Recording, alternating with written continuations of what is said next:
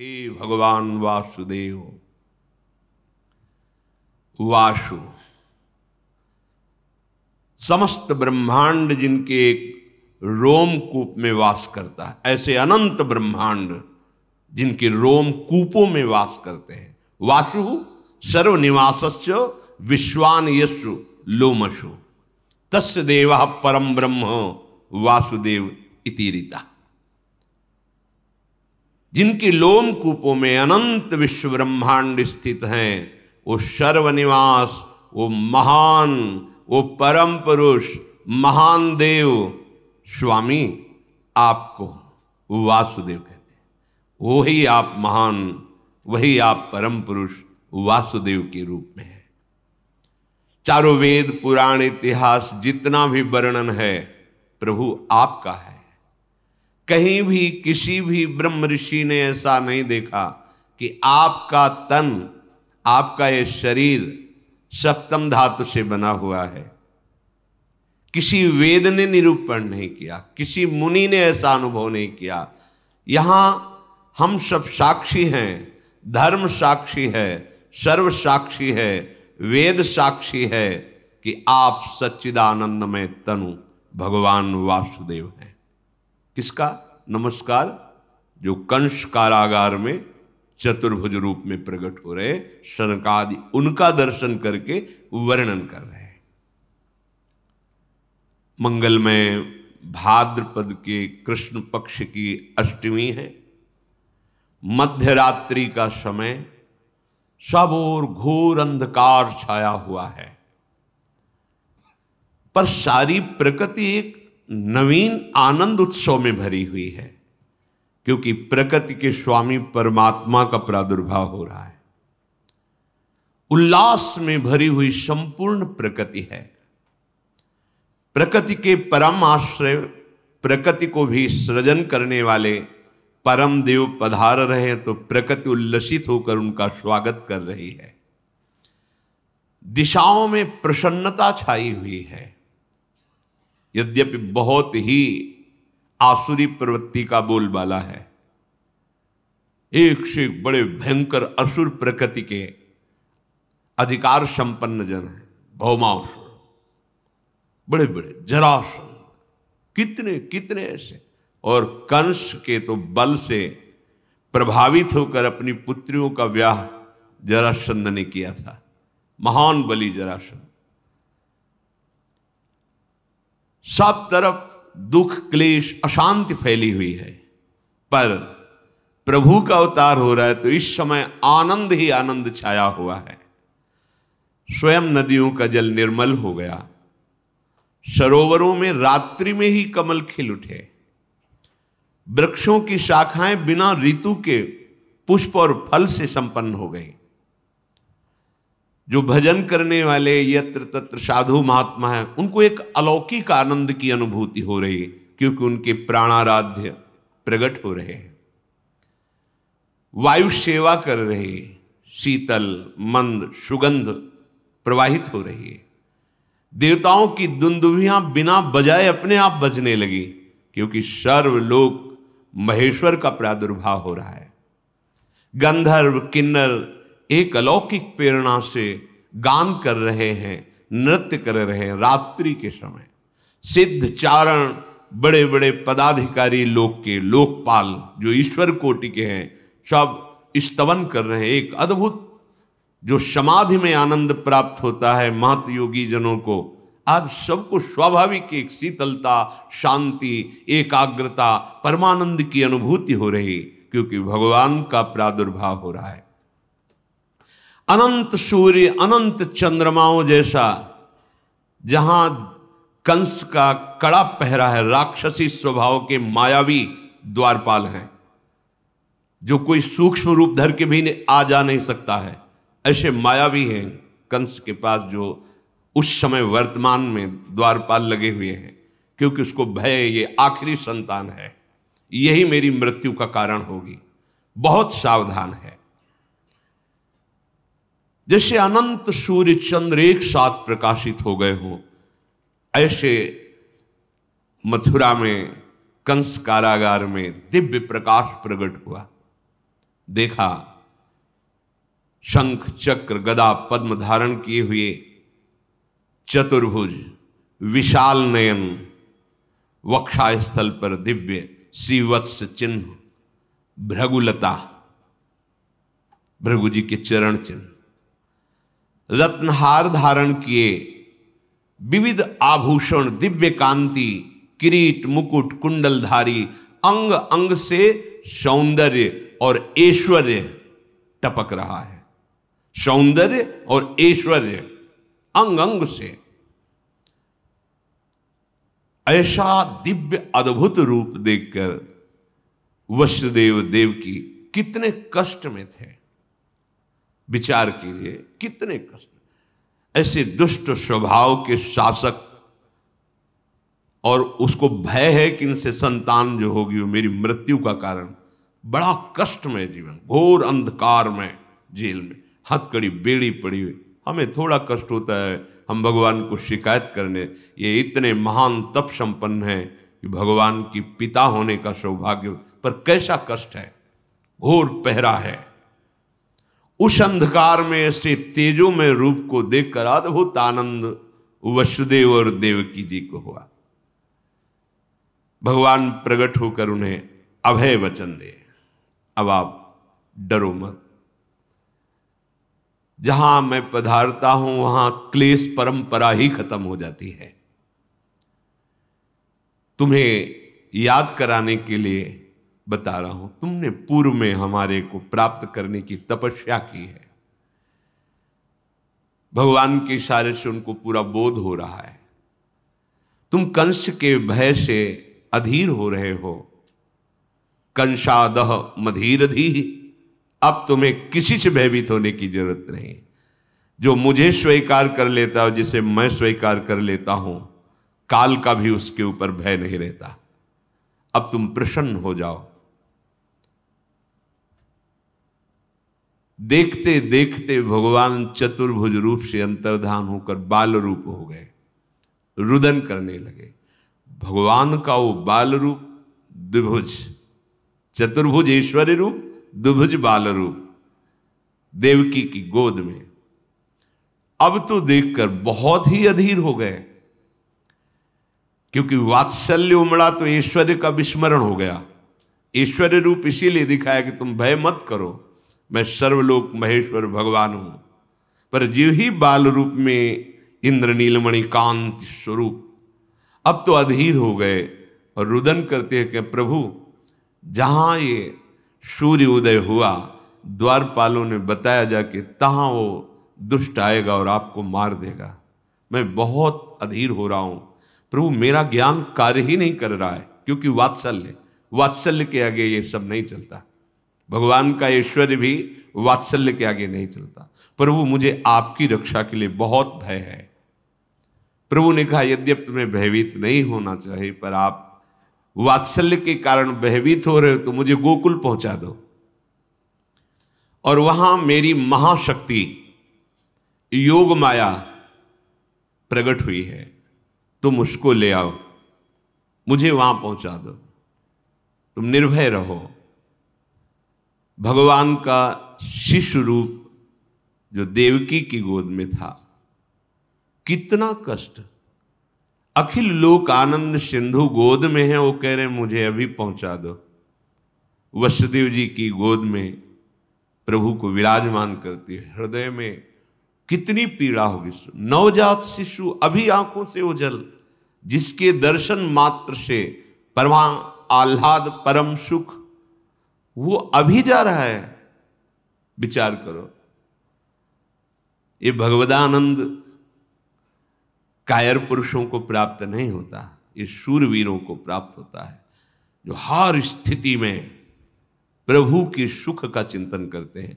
अपने सुख दुख की तो परवाह ही नहीं जिसे, तभी साधु संग से भजन करते करते ऐसी स्थिति होती है।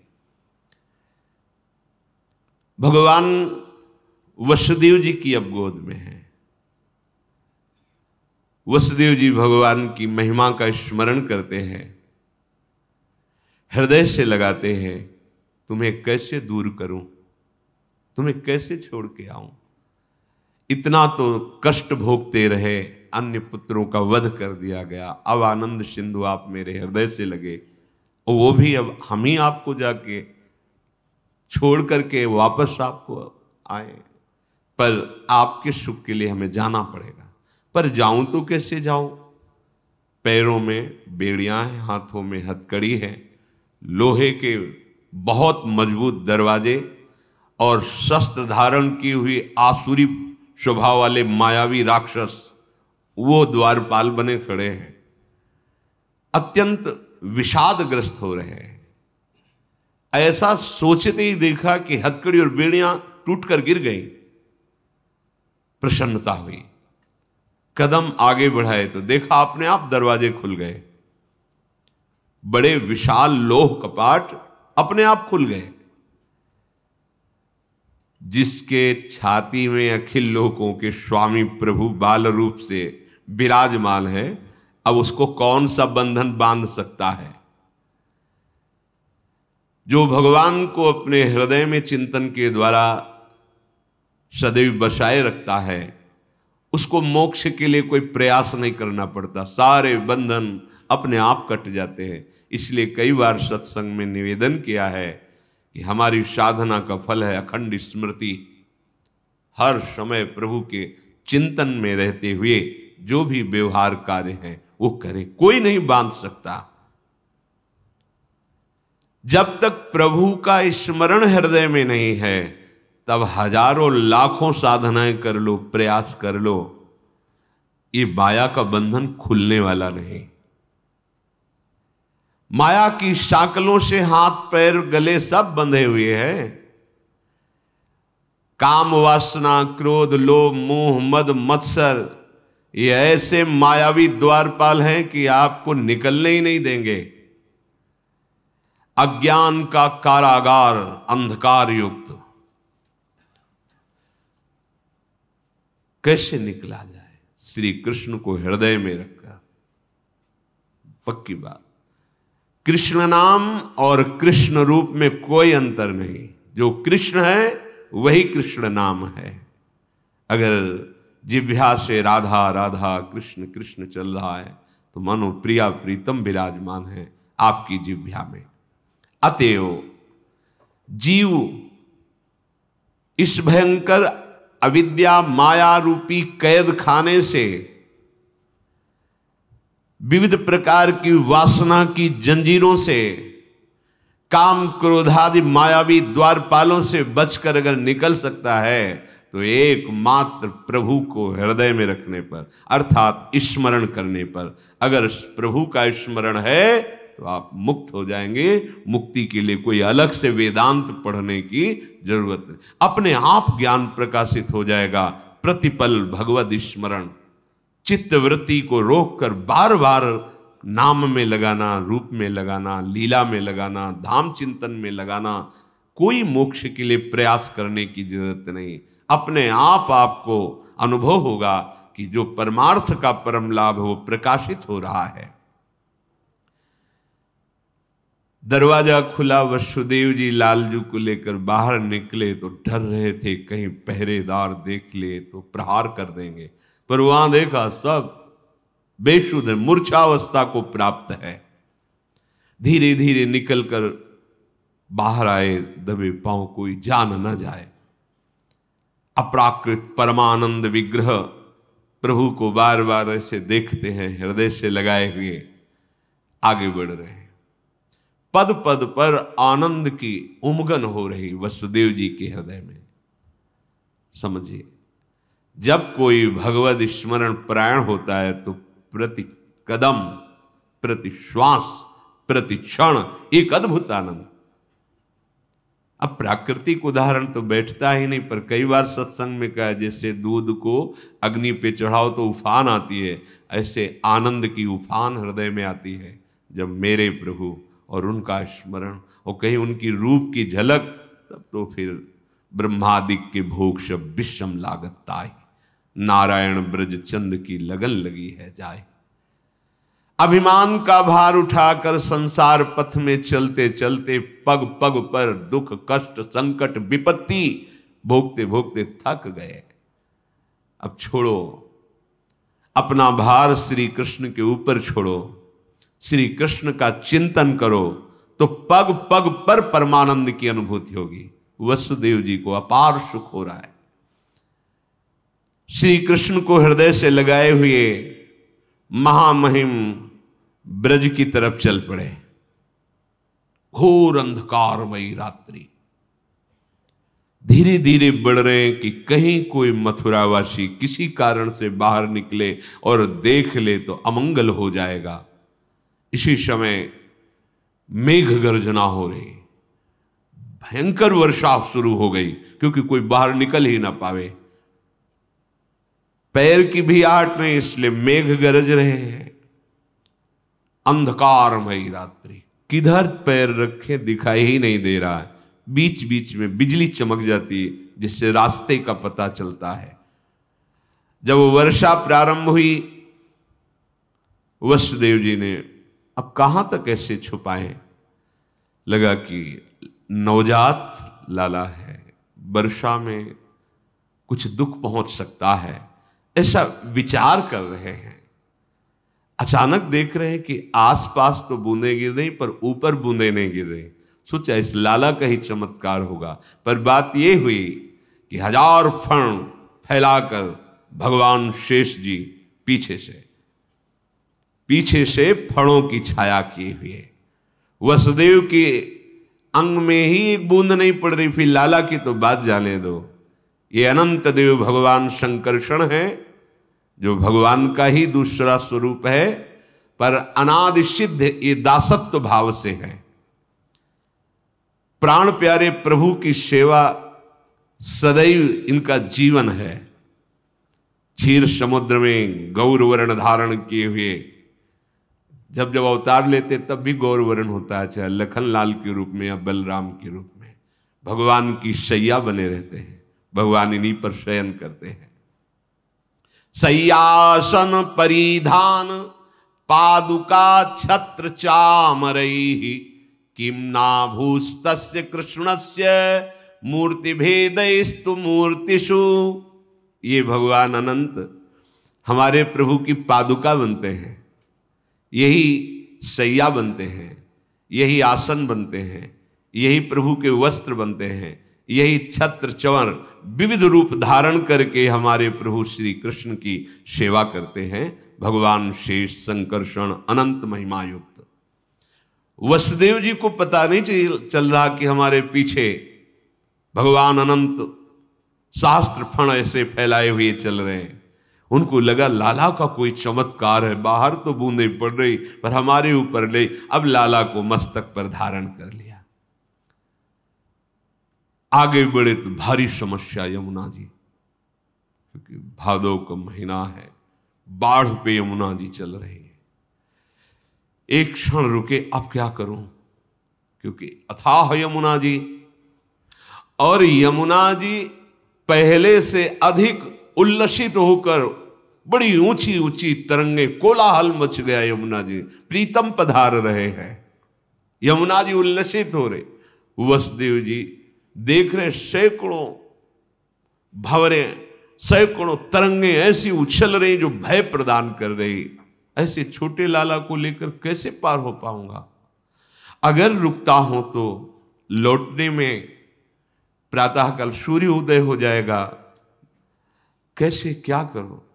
लाला को सुरक्षित पहुंचा, चलो हम अपने प्राण दे देंगे, जब तक लाला को हम बचा पाएंगे उठाते चले जाएंगे।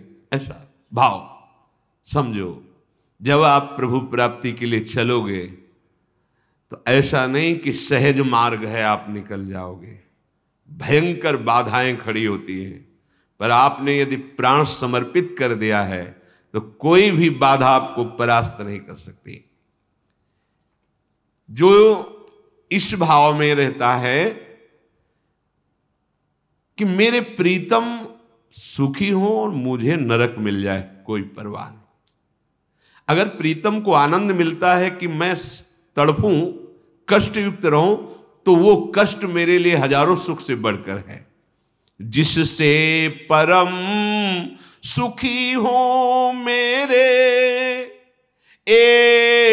एकमात्र वे परम प्रेष्ठ, वही धर्म है, वही कर्म है, वही एक कर्तव्य श्रेष्ठ। फिर चाहे वो चिरबंधन हो चाहे तुरंत ही मोक्ष, हो चाहे अज्ञान तमो में, हो चाहे ज्ञान अपरोक्ष, हो अनंत कालीन स्वर्ग सुख, चाहे नरक यंत्रणा घोर, हो अशांति के बादल छाए, चाहे नित्य शांति सब ओर, हो अतिशय दारिद्र भले, हो चाहे अतिशय भोग विलास, हो चाहे कर्मों का जीवन, चाहे पूर्ण कर्म संन्यास, बंध मोक्ष अज्ञान ज्ञान से, स्वर्ग नरक से नहीं संबंध, रहा न भोग ऐश्वर्य परम दारिद्र घोर का कुछ भी बंध, नहीं किसी में राग तनिक भी, नहीं किसी से भी वैराग्य, नहीं किसी में राग तनिक भी, नहीं किसी से भी वैराग्य, प्रीतम का बस एकमात्र सुख ही मेरा जीवन सौभाग्य। ये है नंद के आनंद भय। ये चाहे मुझे घोर नरक मिले, घोर यंत्रणा मिले, पर मेरे प्रीतम को सुख पहुंचना चाहिए। वही मेरा कर्तव्य है, वही मेरा धर्म है, वही मेरा कर्म है। चाहे मुझे बंधन हो चाहे मोक्ष, इसकी कोई परवाह नहीं। चाहे अज्ञान हो चाहे ज्ञान, मुझे इसकी भी परवाह नहीं। चाहे स्वर्ग मिले चाहे नरक, इसकी भी परवाह नहीं। चाहे अशांति हो या शांति, इसकी भी चाह नहीं। चाहे दारिद्र हो या अद्भुत ऐश्वर्य, इसकी भी परवाह नहीं। चाहे बंधन में जीवन हो या मोक्ष में, इसकी भी परवाह नहीं। बस केवल एक परवाह है, मेरे प्रीतम सुखी हो, मेरे हृदय में उनका विस्मरण न हो, और जोई जोई प्यारो करे सोई मोहि भावे। वसुदेव जी ने निश्चय किया, अब ये जीवन प्रभु के लिए, क्या डरना। और यमुना जी में कदम रखा। यमुना जी और उल्लसित हो रही है। प्रभु ने सोचा कि जब तक चरण स्पर्श नहीं होंगे, इनका उल्लास बढ़ता जाएगा चरण स्पर्श के लिए। और जैसे जैसे वो जल में प्रवेश करते, तैसे तैसे और ऊपर उठाते जा रहे हैं। प्रभु ने अपने चरण अभी प्रकट हुए बड़े कर दिए। यमुना जी जीव ही चरण स्पर्श की नम्र हो गई। जल अपने आप घटने लगा। बस घुटनों घुटनों पूरी यमुना जी हो। वसुदेव जी को लगा कि ये कुछ चमत्कार लाला का ही है, क्योंकि अभी तो ऐसा तूफान में स्वरूप यमुना जी का मैं भयभीत हो रहा था। वसुदेव जी प्रभु को लेकर के आगे बढ़े। इतनी प्रेम विवशता है कि मार्ग ही नहीं दिखाई दे रहा। तो ये बिजली चमक चमक करके उसी मार्ग में चमक रही जहां जाना है। वो आगे आगे रास्ता बेशुद्ध है, देह भाव विस्मृत है, परम आत्म सुख का स्वरूप श्री लालजू महाराज उनकी गोद में है। बिजली ने पहुंचाया, कांति प्रकट होते हुए नंद घर में पहुंचे। वहां भी देखा आश्चर्य, कोई नहीं जग रहा, सब सो रहे हैं, अर्थात सब मूर्छित है भगवान की योग माया से। धीरे धीरे कोई जग न जाए, प्रभु को लिए हुए आगे पहुंचे। बिजली चमक रही थी, मार्ग दिखाई नहीं दे रहा था, तो बिजली ने बताया, भावे जब परमार्थ का पथिक आगे चलता है तो उसे सूझता नहीं है, क्योंकि बड़ा सूक्ष्म मार्ग है। तो जो ज्ञान ज्योति है वो उसे मार्ग बताती है। जो अपना लक्ष्य है वहां तक पहुंचने के लिए फिर किसी के पूछने की जरूरत नहीं होती। जब आपकी अखंड स्मृति चलती है सच्ची सच्ची, किसके आगे क्या, आगे का मार्ग पूछना नहीं होता, वो प्रकाशित होता है, दिखाई देता है। ये अंतर का, हृदय का होता है, ये कोई बाहरी यात्रा नहीं है। वही ज्ञान ज्योति ऐसे प्रकाशित होती, ये मार्ग है, ये मार्ग है, ये मार्ग। वहां पूछना नहीं, पूछना तो तब तक होता है जब तक मार्ग का आपने चयन नहीं किया, लक्ष्य स्थित नहीं किया, तब तक पूछना हो। तो जहां लक्ष्य स्थित हुआ और आपका अखंड स्मरण शुरू हुआ, फिर आगे का मार्ग पूछा नहीं जाता, वो दिखाई देता है, ये जाओ, वहां बिल्कुल नहीं पूछना होता। इसके बाद क्या होता है, कैसे चला जाता, ये सब उनकी बातें हैं जो अभी चित्त का समाधान नहीं हुआ, अभी लक्ष्य दृढ़ नहीं हुआ।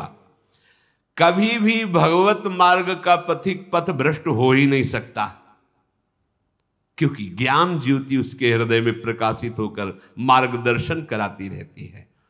स्वयं वो तेज उसका पथ प्रदर्शक बन जाता है। सच्ची बात, सच्ची बात।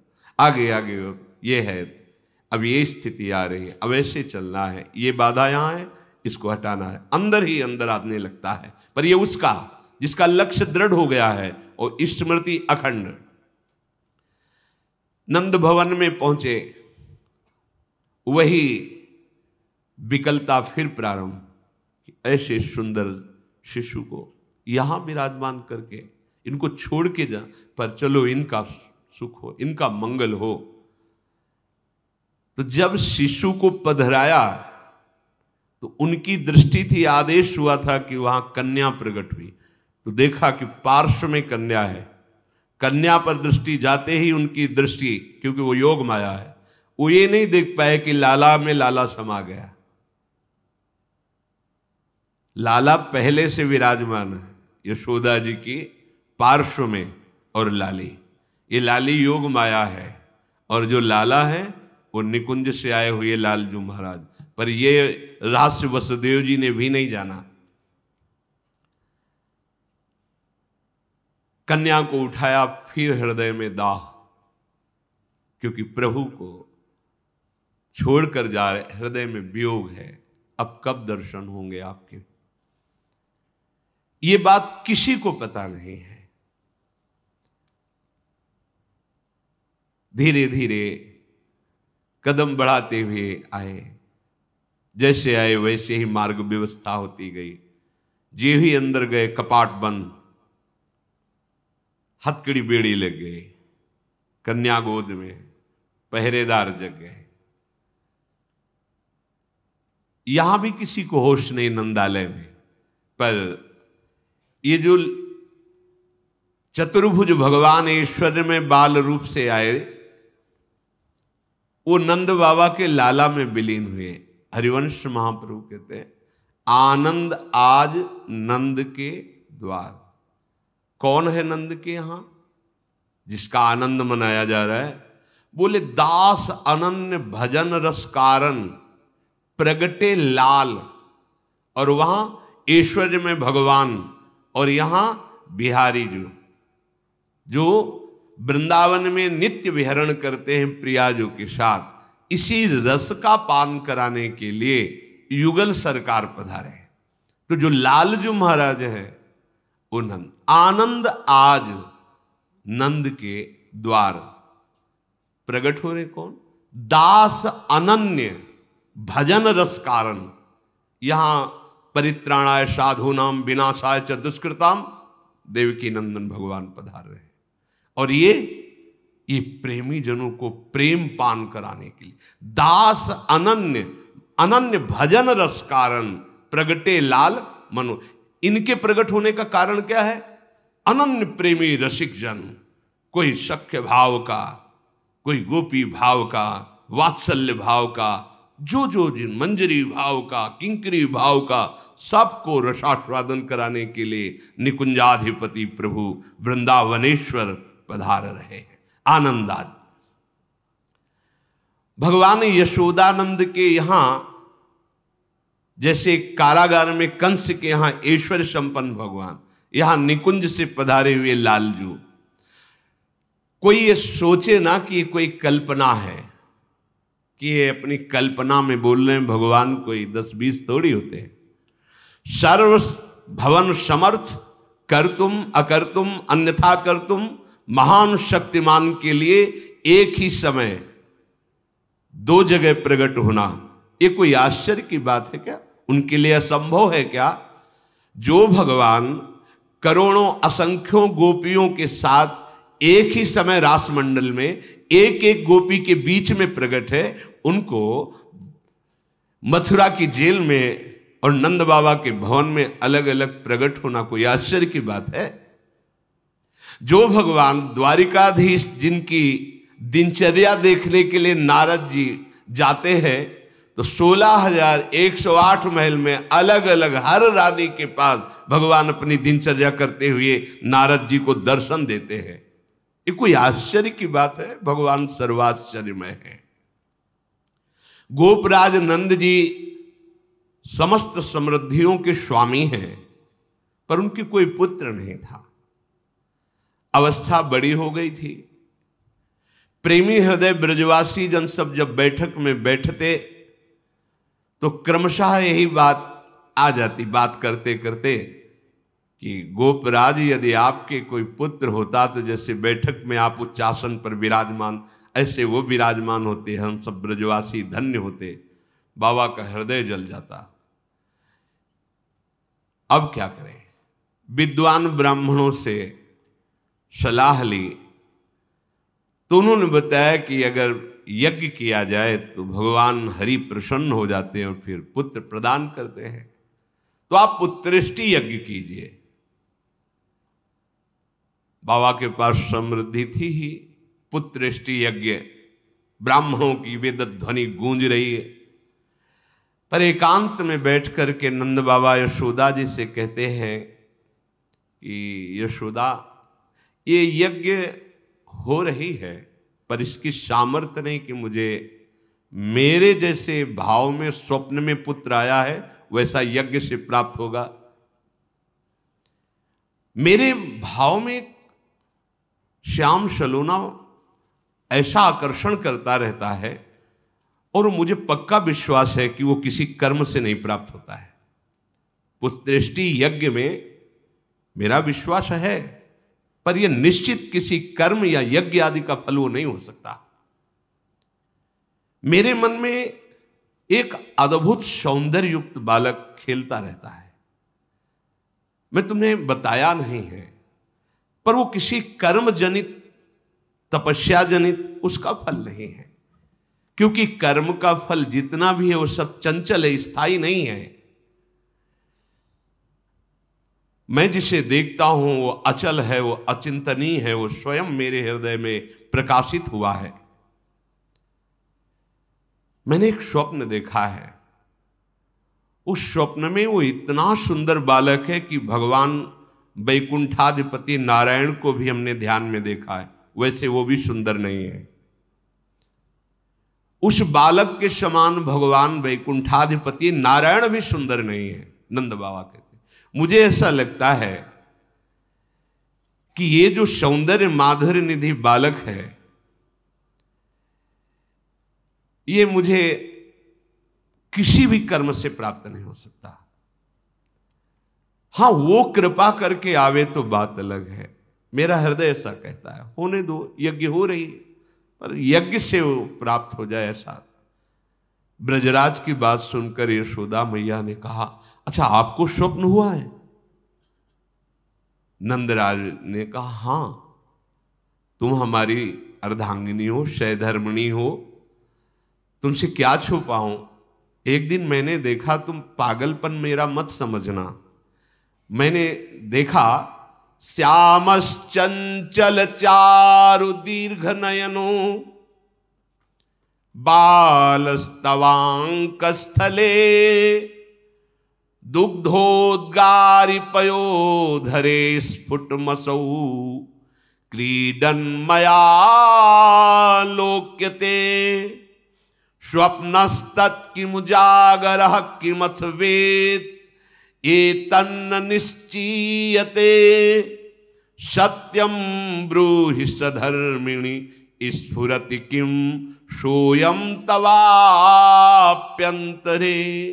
हे यशोदा, मैंने देखा कि दिव्यात दिव्य नीलमणि सदस्य ऐसा श्याम वर्ण, कैसे वर्णन करूं, उस बालक के ऐसे विशाल चंचल मनोहर नेत्र हैं, और वो बालक तुम्हारी गोद में तुम्हारे स्तनों का पान कर रहा है। मैं देखा, और भांति भांति की मेरे आंगन में खेल कर रहा है। बाबा के आंखों में आंसू आ रहे। मेरे में ना इतना तप है, ना भजन है, मैं कैसे उसे प्राप्त कर सकता हूं? पर मैं देखता हूं, इसीलिए कहा कि मेरा पागलपन मत समझना। जब से वो स्वप्न देखा तो मैं जागने पर भी उसी में खोया रहता हूं। मुझे वैसे ही दिखाई देता लीला करते हुए आंगन में तुम्हारी गोद में। सत्य बताओ, क्या तुमको भी कभी ऐसा संकेत हुआ है? बाबा की बात सुनकर मैया तो विकल हो गई और गदगद कंठ से कहने लगी, ब्रजराज बिल्कुल ऐसा ही स्वप्न हमने देखा। हम तो ये इसलिए नहीं कह रही थी कि आप कहोगे कि ये शब्द तुम कल्पना करके कह रही हो, पर हमने ठीक ऐसा ही देखा जैसा आप वर्णन कर रहे हो। और आपने देखा जैसे स्तन पान कराते हो, मैंने देखा कि मेरे स्तनों का पान कर रहा है, मैं दुलार कर रही हूं, पर ये असंभव है, मेरे भाग्य इतने कहां। मैं इसलिए ऐसा समझकर कभी आपसे बात नहीं की। कहां मैं और कहां वो दिव्य बालक। ब्रजराज नंद ने कहा, फिर तो संभव है, क्योंकि वो आना चाहता है पक्का। मेरे भी हृदय में, आपके भी हृदय में, मेरे भी स्वप्न में, आपके भी स्वप्न में। इसका मतलब ये मेरी कल्पना या स्वप्न नहीं है, ये सत्य विषय है। पर यह संभव कैसे हो सकता है? अखिल ब्रह्मांडों की सृष्टि करने वाले भगवान श्री हरि का मैं जब से शुद्ध सम्हारा आराधन कर रहा हूं, अगर उनकी हमारे ऊपर कृपा है तो ये मेरा मनोरथ है, मेरा स्वप्न सत्य होगा। हरि कृपा करें तो असंभव भी संभव हो जाता है। ये दुर्लभ बात मेरे लिए तो असंभव, पर हरि कृपा से असंभव संभव हो सकता है। तदनंतर हरि सेवानिष्ठ बाबा और मैया दोनों तन मन धन वचन से पूर्ण शरण होकर भगवान श्री हरि की आराधना की, और 1 वर्ष के लिए द्वादशी के दिन यथाविधि व्रत करने का नियम लिया। द्वादशी व्रत की संख्या वृद्धि के साथ साथ भाव में उसी पुत्र की प्राप्त करने की लालसा जो स्वप्न में देखा, जो मनोरथ में है, परम व्याकुलता बढ़ती गई। व्रतानुष्ठान सर्वांग पूर्ण हुआ तो देखा द्विभुज मुरली मनोहर भगवान सामने खड़े। वहां क्या देखा? चतुर्भुज भगवान नारायण सामने खड़े। यहां क्या देखा? द्विभुज मुरली मनोहर ललित त्रिभंगी लालजू महाराज। विकल हो गए। समीप ही प्रभु है। कृपा दृष्टि से मुस्कुराते हुए बड़ी बड़ी मधुर वाणी में कहा, अहो मयि अभिषक्तौ भक्तौ कथम निर्विद्य खिद्ये थे योषावतसी कुसुम सुषमः सुकुमारः कुमारः शस्त्रदेवानुभवतोर्भवतो कुमारतया स्फुरति सतु सदा भवतो रेवानुगतः प्रतिकल्पम स्वभक्ति प्रवर्तनाय दिव्यमत प्रवर्तित द्रोणधरा रूपांश कलावतो तदभूरि भाग्यम इत्यादि रीत्या ब्रह्माद्यलभ्य साक्षात् तत्फल साक्षात्काराय स्वयमेव पृथिव्यां भवतोर्भवतोरेव भवं लभत एव अचिरादेव रुचिरा रुचिरेशा युवयो सफलतां बलिता।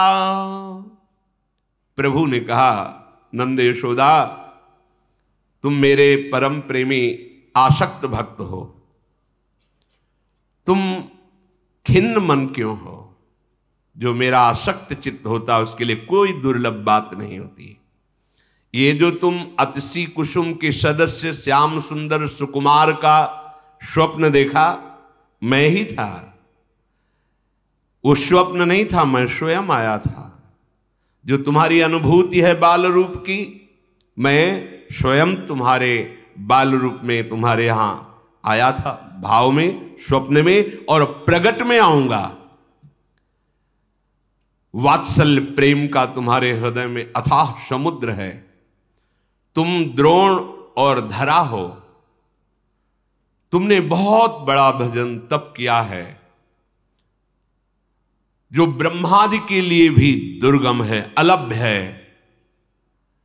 मैं तुम्हारे ऊपर बहुत प्रसन्न हूं।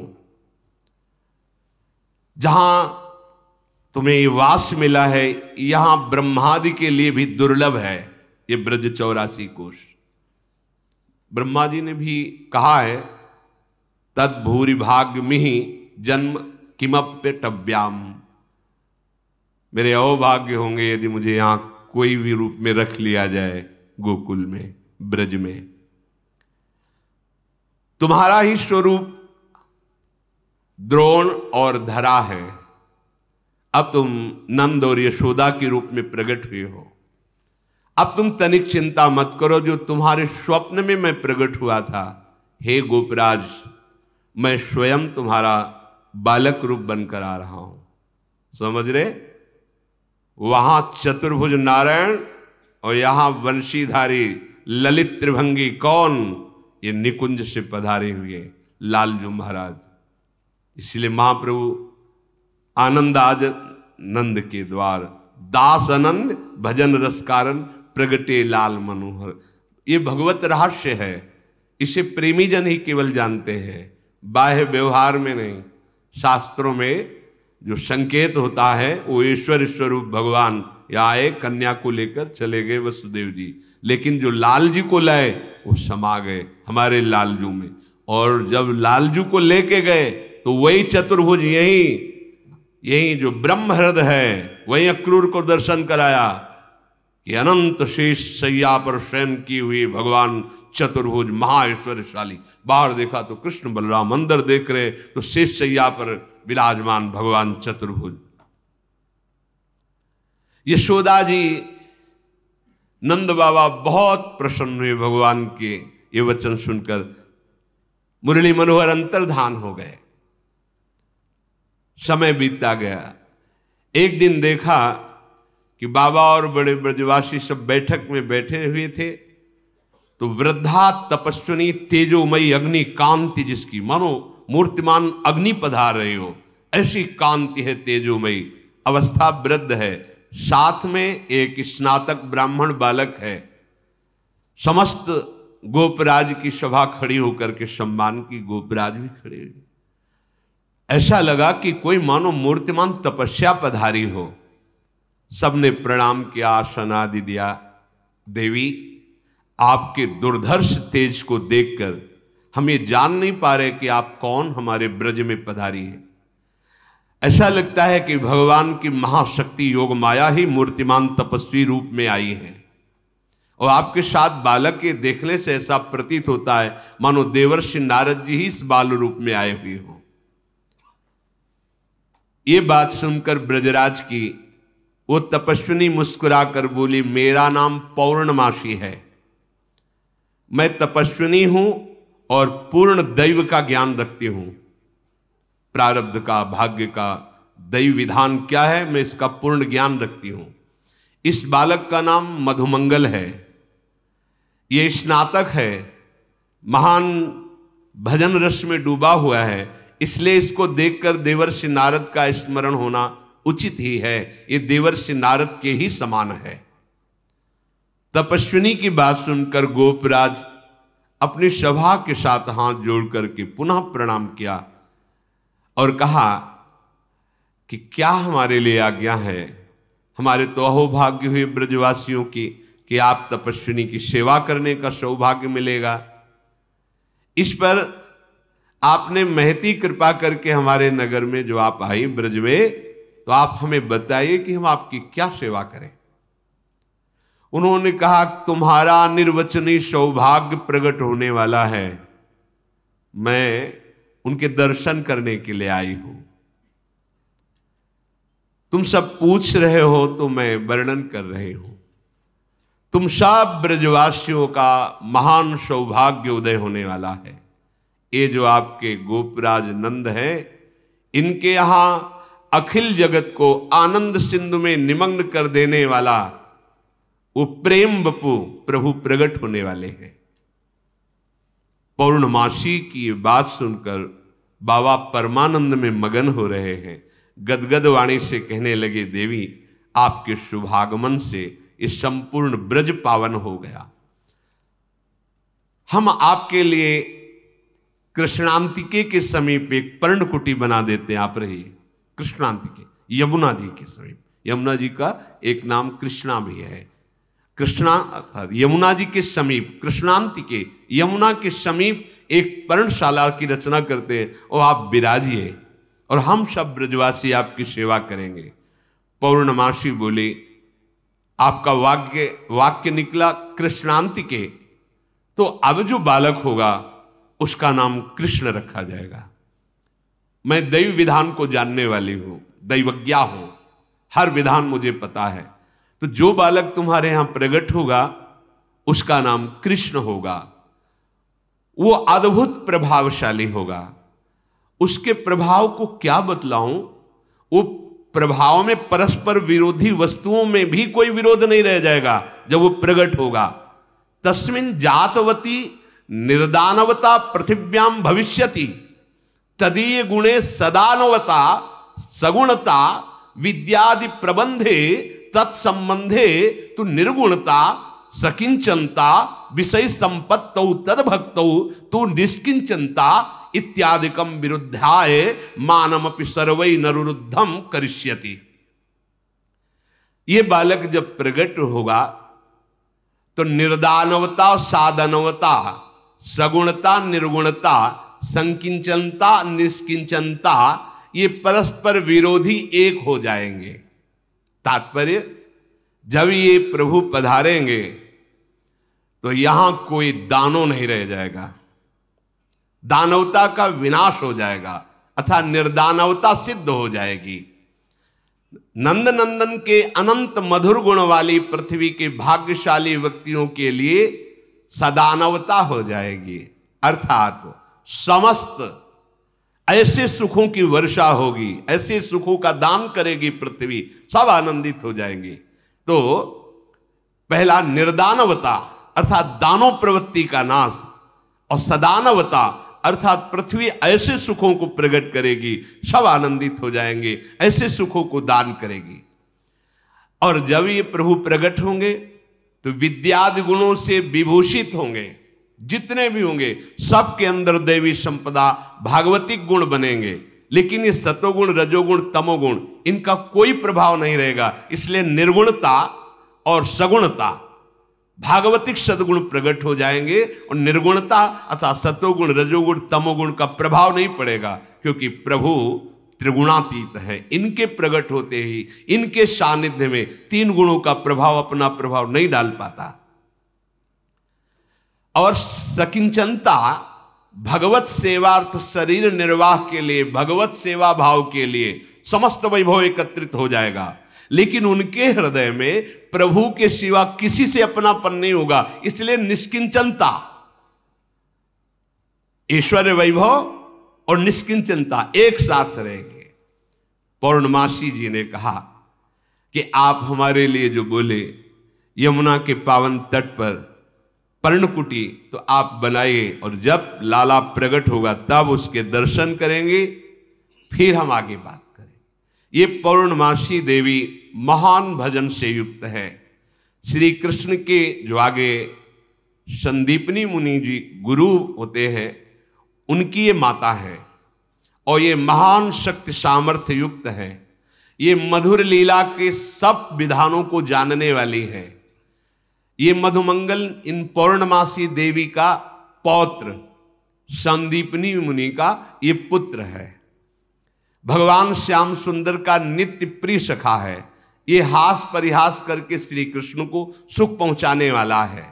श्री कृष्ण की गोष्ठ लीला तथा गोपांगनाओं की जो और लीलाएं हैं उनमें मस्खरे मनसुखा के नाम से जाना जाता है।